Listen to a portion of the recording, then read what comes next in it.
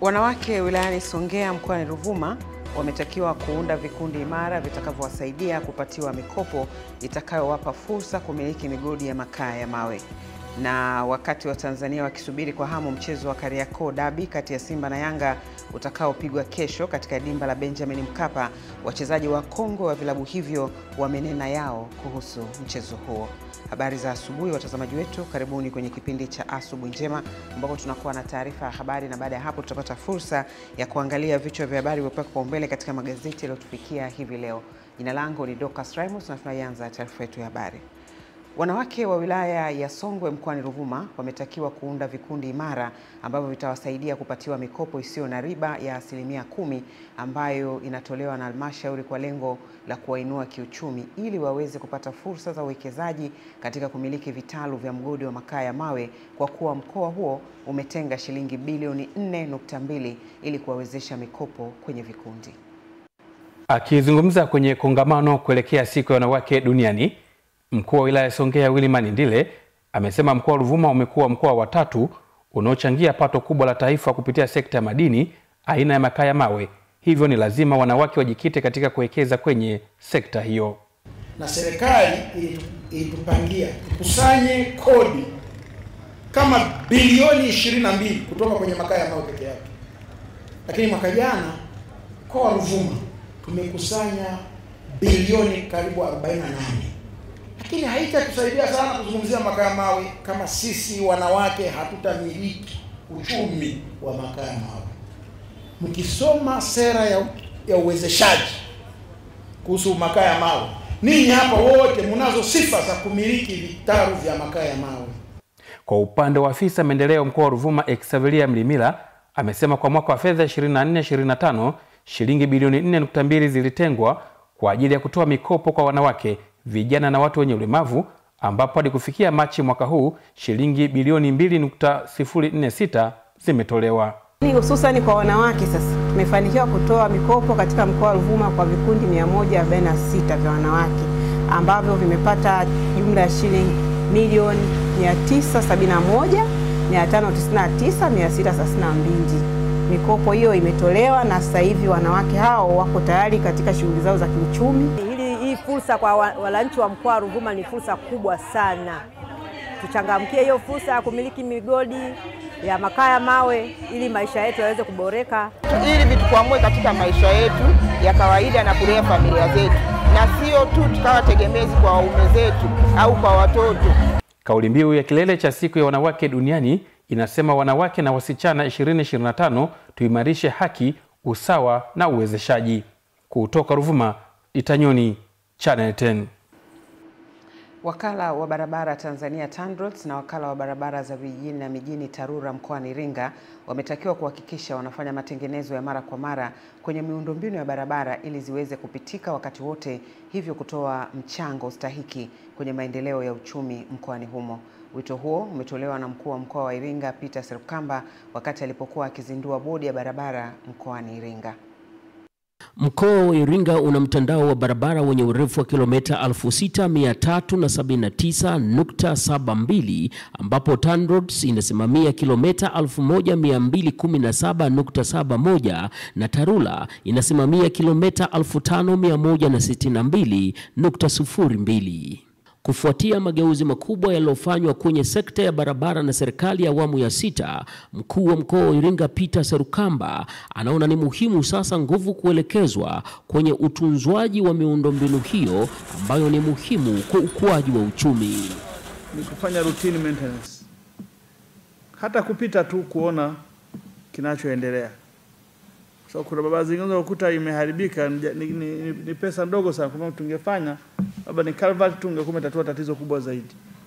Kwa barabara zingine tunaacha mpaka zinaharibika, tukianza kurudia gharama inakuwa ni kubwa zaidi. Na hapa likatoka agizo lingine. Kila 3 mwasimamie wakandarasi wenu ili waweze kujenga barabara zenye viwango kadri mlivyokubaliana kwenye mikataba yenu.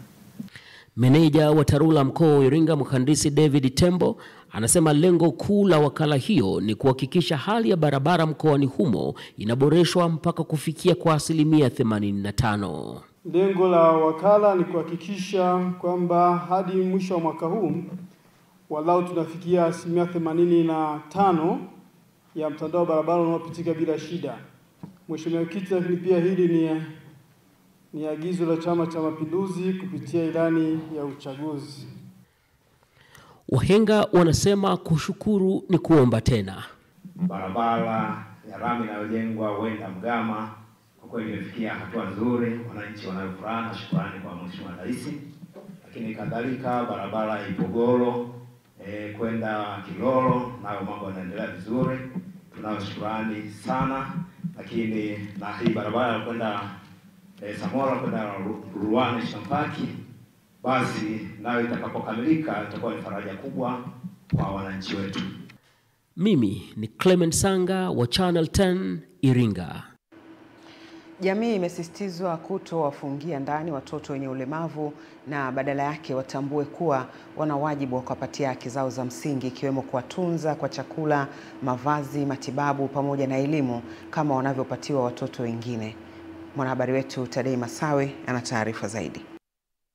Rai hiyo imetolewa na mwenyekiti wa Jumuiya ya Wanawake wa Chama cha Mapinduzi UWT wilaya Moshi mjini mkoani Kilimanjaro, Teresia Komba, kwenye hafla kukabidhi taulo za kike kwa wanafunzi wenye ulemavu wa kuona katika shule ya sekondari ya ufundi Moshi zilizotolewa na Jumuiya ya Wanawake Watumishi Wazalendo. Kwa hiyo rai yetu sisi kama wanawake ambao tunamuunga mkono Dr. Samia Suluhu Hassan, tunaomba jamii iweze kutambua sasa kwamba watoto wenye mahitaji maalum nao pia ni watoto kama watoto wengine. Tunapoelekea kwenye kilele cha kuadhimisha siku ya mwanamke duniani, na wao wawe sehemu ya kuweza kutambuliwa na dunia, kutambuliwa ndani ya taifa hili, lakini kutambuliwa na jamii kwamba ni sehemu na wao wana mchango na wao wanatambulika na bado pia jamii inawahitaji. Katika hatua nyingine, walimu hao pia walitoa misaada katika shule ya sekondari ya Karanga na kuwataka wanafunzi kuachana na anasa, badala yake wasome kwa bidii ili waweze kutimiza ndoto zao, kama anavyoelezea Latifa Mketo, mlezi wa jumuiya hiyo. Leo hii tumekumbwa na janga kubwa sana, wasichana wengi wanashindwa kukamilisha ndoto zao. Hilo linatokana na mazingira wanaoishi. Wengi wao wanatumwa dukani usiku, wakienda wanashawishiwa na mafataki kwa soda na vichipsi, wanashawishiwa na bodaboda, wanashawishiwa na vijana wadogo ambao wanapelekea kutotimiza malengo yao. Mwenyekiti wa jumuiya hiyo Stella Bundala amesema wanalenga kuhudumia shule zote za msingi na sekondari katika manispaa ya Moshi, ikiwa ni kumuunga mkono Rais Samia Suluhu Hassan katika kumwezesha mtoto wa kike kimasomo, kwa ajili ya kufanya tendo jema kabisa la ugawaji wa taulo za kike, ambapo lengo kubwa ni kuunga juhudi za Mheshimiwa Rais katika kuunga mkono katika kumwezesha mtoto wa kike kushiriki masomo yake akiwa kwenye hedhi salama, na hivyo kuchochea ujifunzaji mzuri darasani na hata kuleta matokeo bora pamoja na kufikia ndoto zake. Na tunashukuru kwa sasa wasichana, sidhani kama tutakuwa na kisingizio kingine chochote cha kusema kwamba nimekosa pedi, sitaweza kwenda darasani au kisingizio chochote. Nawashukuru sana, na wale ambao wote hawapo hapa, fikisheni tafadhali, asante zetu. Nikiripoti kutoka Moshi mkoani Kilimanjaro, Tadei Masawe wa Channel 10. Wakati shamra za kuelekea siku ya wanawake duniani zikiendelea, jamii imetakiwa kutumia maadhimisho haya kama darasa la kujifunza namna bora ya kuilea jamii katika misingi ya kifamilia na kindugu, ili kupunguza wimbi la watoto wa mitaani lililopo kwa sasa. Wito huo umetolewa na umoja wa wafanyakazi wa kampuni tanzu ya shirika la umeme nchini ETDECO walipotembelea kituo cha kulelea watoto waishio katika mazingira magumu cha Al Hidayah kilichopo Zingiziwa, kata ya Chanika, jijini Dar es Salaam, ambapo meneja rasilimali watu Zayana Manento amesema ni wakati sasa jamii kutafakari kwa kina na kuchukua hatua sahihi juu ya malezi ya jamii. Kama wanawake na kama wazazi limetugusa jambo hili. Ndio maana tumekuja hapa kwa ajili ya kuwasilisha misaada ambayo tumepewa na ofisi yetu kwa ajili ya kuwakabidhi watoto hawa. Tunashauri kwamba hawa watoto wa mitaani wengi wao tunadhani wana ndugu, au tunadhani kwamba jamii iliyowazunguka, hata wale ndugu zao wana uwezo wa kuwasaidia. Kwa hiyo wito wetu sisi ni kuomba kwamba wakina mama tuwe karibu na watoto wetu, tuwe karibu na watoto wa wenzetu. Kwa hiyo mtoto wa mwenzio ni mtoto wako. Tutea magodoro kama unavyoona hapo na vyakula kama unavyoona. Sisi kwa tunashukuru na wanangu. Tunashukuru sana hii kampuni Itidiko. Mwenyezi Mungu aongezee lisa kutosheleza hii kampuni kubwa zaidi na hizo kwa ajili ya wengine, ndio sisi kupata vijana wetu kaingia huko. Katika kuadhimisha siku ya wanawake duniani, wanawake wakulima wa chai katika tarafa ya Igominyi, wilaya ya Njombe, wamesema hawako tayari kumtegemea mwanamume pekee kama mlezi wa familia na kwamba kilimo cha zao hilo kimekuwa mkombozi wao. Katika mashamba haya ya chai yaliyopo kata ya Kifanya, wanawake hawa wanajishughulisha na uchumaji wa chai, kazi ambayo wanasema imewapa fursa ya kujitegemea na kuboresha maisha yao. Tunaishukuru serikali kwa kutuwezesha kupata mbolea za ruzuku ambazo zimetuwezesha kuboresha mashamba yetu ya chai mpaka sasa mavuno tunapata kwa wingi. Zao hili la chai linanisaidia kujiamini, kuendeleza familia, kusimama mimi kama mimi. Mbali na kujipatia kipato, wanawake hao wanasema wamefanikiwa kuongeza uzalishaji wa chai kwa msaada wa mikopo yenye riba nafuu. Kwa nafasi ya mwanamke kupitia serikali ya Mama Samia Suluhu Hassan, kwa kweli tunashukuru sana, wanawake anatujali sana na ametujengea uwezo wa vikundi mbalimbali wa kina mama na kupatia mikopo mbalimbali ambayo haina riba. Nao wakulima wanaume katika eneo hilo wanakiri kuwa mabadiliko haya yameleta usawa wa kiuchumi, wakibainisha kuwa mwanamke wa sasa si tegemezi tena kama ilivyokuwa hapo awali. Kwa maana kwamba hata mimi mwenyewe naweza nikaa nimeondoka na mimi na baba na shughuli nyingi, kuna msimu naenda kujenga huko, na mwacha shughuli mama anaziendesha vizuri na narudi naona mambo yameenda vizuri. Wakulima hawa tunaohudumia wapo wanawake wengi sana ukilinganisha na idadi ya wanaume. Kwa mfano katika shamba hili la Kifanya wakulima wanawake wako 25, wakulima wanaume wapo 19. Kwa upande wake meneja wa taasisi ya kuendeleza wakulima wadogo wa chai wilaya ya Njombe Noski Haidari Nawabu amewahimiza wanawake kuendelea kutumia fursa zinazotolewa ili kuongeza tija katika kilimo. Noski nafasi yake kubwa ni kuendelea kumhakikishia mkulima huduma za kitaalamu, mafunzo kwa mbinu bora za kusimamia zao la biashara chai, lakini pia kumhakikishia upatikanaji wa pembejeo kwa wakati. Katika maadhimisho ya siku ya wanawake duniani mwaka huu, kauli mbiu inasema wanawake na wasichana mwaka 2025, tuimarishe haki, usawa na uwezeshaji. Kutoka hapa katika shamba la wakulima wa chai lililopo katika kata ya Kifanya, tarafa ya Igominyi, halmashauri ya mji Njombe, mkoani Njombe, naitwa Michael Patrick, Channel 10. Jumla ya familia 3000 zimepata futari Tanzania nzima kupitia taasisi ya Direct Aid, ambapo kwa mkoa wa Dar es Salaam pekee kaya 950 zinatarajiwa kupatiwa msaada huo ambao umelenga kuwafanya wananchi walioko kwenye funga ya mwezi mtukufu wa Ramadhan kuendelea vizuri na mfungo wao.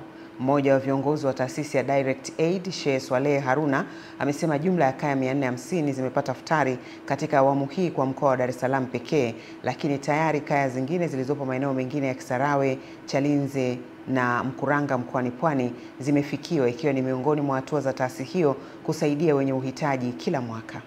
Iftari hii tumeweza kutoa aina karibu 5, mchele kilo 10, ngano kilo 5, maharage kilo 5, sukari kilo 5 na mafuta lita 3. Hivi ndio vitu ambavyo tumeweza kuvikusanya na kuweza kumpa mnufaika mmoja kama familia. Kwa hiyo ataweza kunufaika na futari hii yeye na familia yake. Shukuru kwa msaada nilioupata na nawaombea waliopatia msaada, Mwenyezi Mungu awalipe na wakati mwingine ikitokea wanisaidie tena inshallah. Funga yetu ya 6 tunaona kama ina mafanikio zaidi mbele tutakokwenda. Kwa hiyo tunazungumza la kuzungumza hapa, tunashukuru tu, jazakallahu khair, Mwenyezi Mungu amzidishie na aliyetoa. Na nyewe vile vile mlofikishwa mzigo na mkatuita kaja tukachukua, vile vile na nyewe mnafungu lenu vile vile. Ikiishia hapo inshallah tunatoa shukrani kwa ndugu zangu wote ambao tumekuja tukapata sadaka hizi. Na sasa ni habari za michezo ambako tunaelezwa wakati wa Tanzania wakiusubiri kwa hamu mchezo wa Kariakoo Derby unaovikutanisha vilabu vikongwe na vikubwa nchini vya Simba na Yanga, mchezo utakaochezwa mnamo tarehe 8 mwezi huu katika uwanja wa Benjamin. Wachezaji wakongwe wa vilabu hivyo wameeleza mtazamo kuelekea mchezo huo. Wakizungumza na kamera ya Channel 10, wakongwe wa vilabu hivyo kwanza wameeleza utofauti wa mchezo wa dabi wa miaka ya zamani na sasa, ambapo sambamba na matarajio yao ndani ya dakika 90. Sasa hivi naona kazi zimeboreshwa sasa hivi. Umeona? Kwa sababu wenzetu wanacheza kwenye viwanja vizuri, maandalizi yao mazuri, tofauti na sisi maandalizi ya zamani. Umeelewa? Kwa hiyo utofauti upo mkubwa sana. Mpira ni dakika 90. Mimi nasema kwamba mpira ni dakika 90, bado kuna kizungumkuti katika madabi yote mimi nakwambia. Kwa sababu Yanga na Simba uwezi ukapima uwezo wao. Dabi zetu sisi zilikuwa hatuchezi kwa mwaka labda mara 2 au mara 3. Inawezekana mkakutana mara moja au sana itakuwa mara 2. Yote mechi ya Simba na Yanga unapofungwa, ukifungwa ujue unakaa msimu mzima watu wanakusema.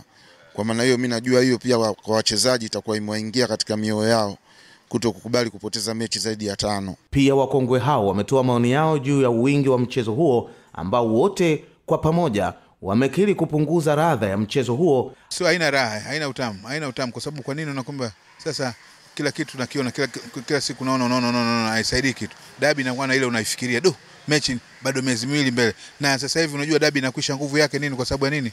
Kwa sababu za hujuma unajua zinakuwa nyingi katika hizo game sasa hivi. Kwa sasa hivi dabi unaweza kwa kutatimu za Simba na Yanga zinakutana zaidi ya mara 4 kwa sababu kuna vikombe vimeanzishwa tofauti. Kwa hiyo katika mwaka mzima unaweza kukuta dabi zinakuwa 5 au 6, kitu ambacho mvuto kidogo unapungua. Shabani Mpute, Channel 10 Michezo. Naam, mwisho wa taarifa yetu ya habari. Baada ya muda mfupi tutapata fursa ya kuangalia vichwa vya habari vilivyopangwa mbele katika magazeti yaliyotufikia hivi leo. Endelea kuwa nasi.